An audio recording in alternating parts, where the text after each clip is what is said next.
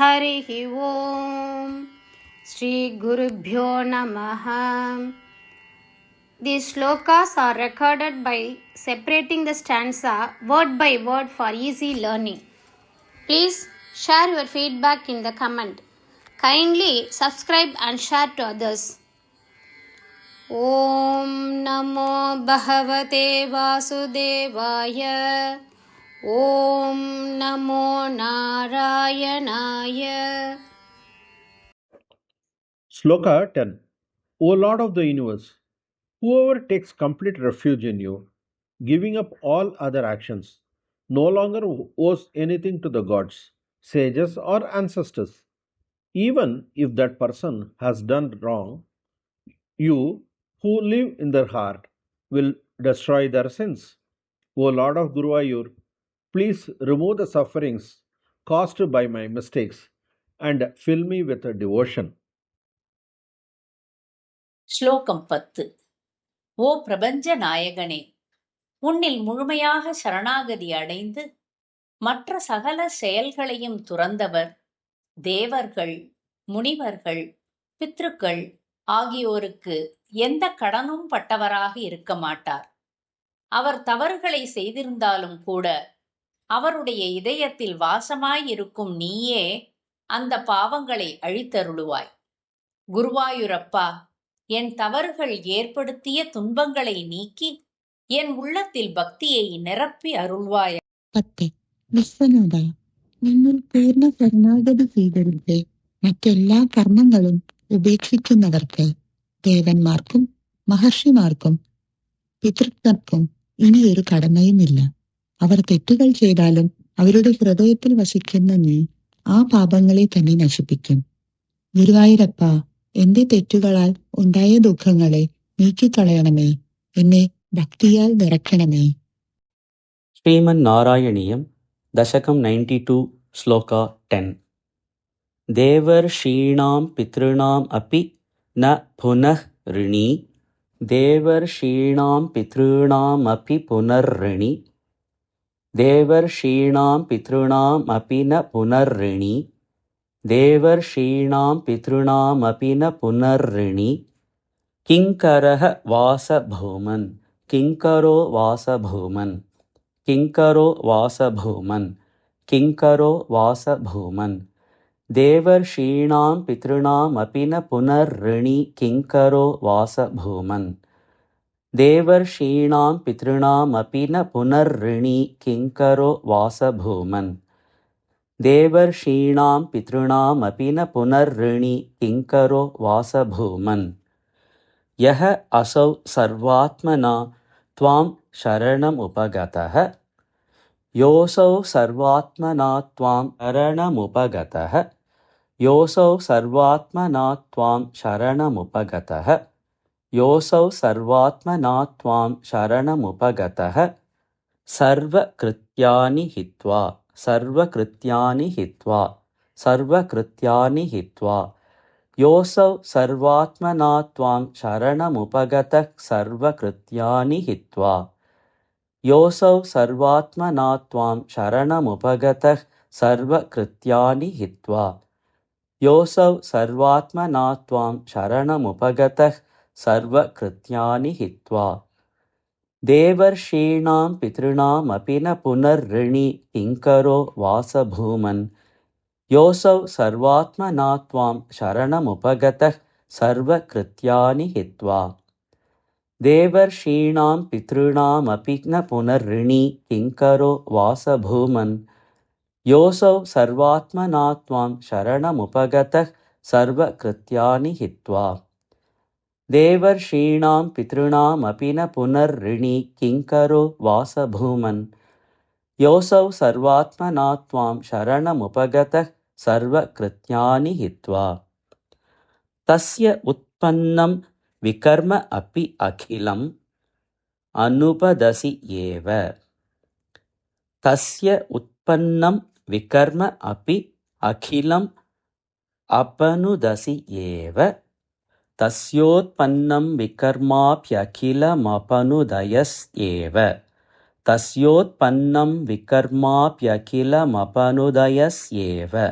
तस्योत्पन्नं विकर्माप्यखिलमपनुदयस्येव चित्तस्थितः त्वं चित्तस्थितस्त्वं चित्तस्थितस्त्वं चित्तस्थितस्त्वं तस्योत्पन्नं विकर्माप्यखिलमपनुदयस्येव चित्तस्थितस्त्वं तस्योत्पन्नं विकर्माप्यखिलमपनुदयस्येव चित्तस्थितस्त्वं तस्योत्पन्नं विकर्माप्यखिलमपनुदयस्येव चित्तस्थितस्त्वं तत् मे पाप उत्थतापान् पवनपुरपते तत् मे पाप उत्थतापान् पवनपुरपते तन्मे पापोत्थतापान् पवनपुरपते तन्मे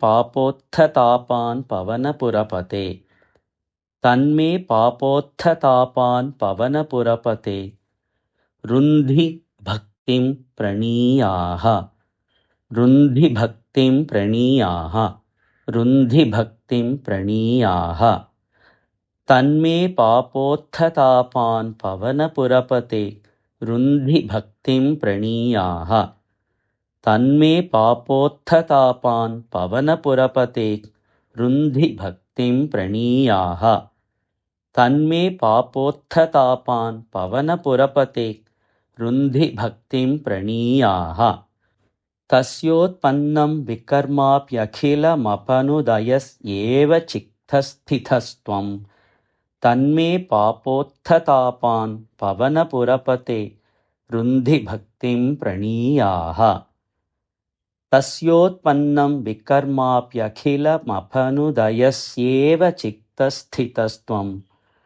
तन्मे पापोत्थतापान् पवनपुरपते रुन्धि भक्तिं प्रणीयाः तस्योत्पन्नं विकर्माप्यखिलमपनुदयस्येव चित्तस्थितस्त्वं तन्मे पापोत्थतापान् पवनपुरपते रुन्धि भक्तिं प्रणीयाः देवर्षीणां पितॄणामपि न पुनर्ऋणि किङ्करो वासभूमन् योऽसौ सर्वात्मना त्वं शरणमुपगतः सर्वकृत्यानि हित्वा तस्योत्पन्नं विकर्माप्यखिलमपनुदयस्येव चित्तस्थितस्त्वं तन्मे पापोत्थतापान् पवनपुरपते रुन्धि भक्तिं प्रणीयाः देवर्षीणां पितॄणामपि न पुनर्ऋणि किङ्करो वासभूमन्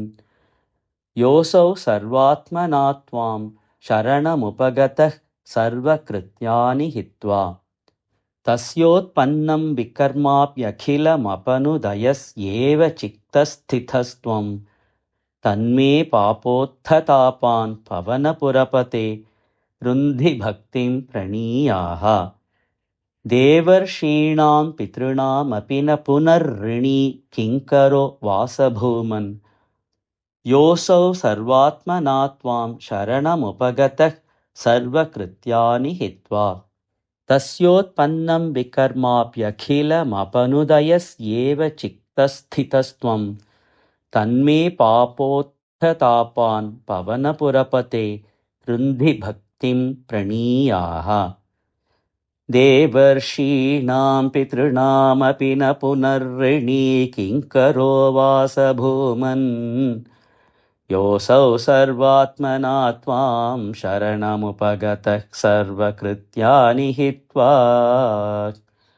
तस्योत्पन्नं विकर्माप्यखिलमपनुदयस्येव चित्तस्थितस्त्वं तन्मे पापोत्थतापान् पवनपुरपते रुन्धि भक्तिं प्रणीयाः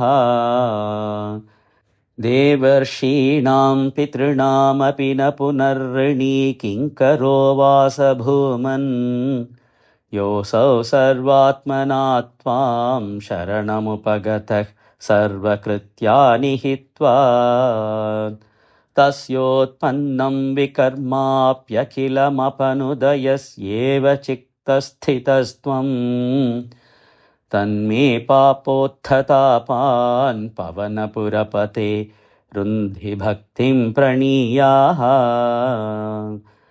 देवर्षीणां पितॄणामपि न पुनर्ऋणी किङ्करो वास भूमन् योऽसौ सर्वात्मना त्वां शरणमुपगतः सर्वकृत्यानि हित्वा तस्योत्पन्नं विकर्माप्यखिलमपनुदयस्येव चित्तस्थितस्त्वं तन्मे पापोत्थतापान् पवनपुरपते रुन्धि भक्तिं प्रणीयाः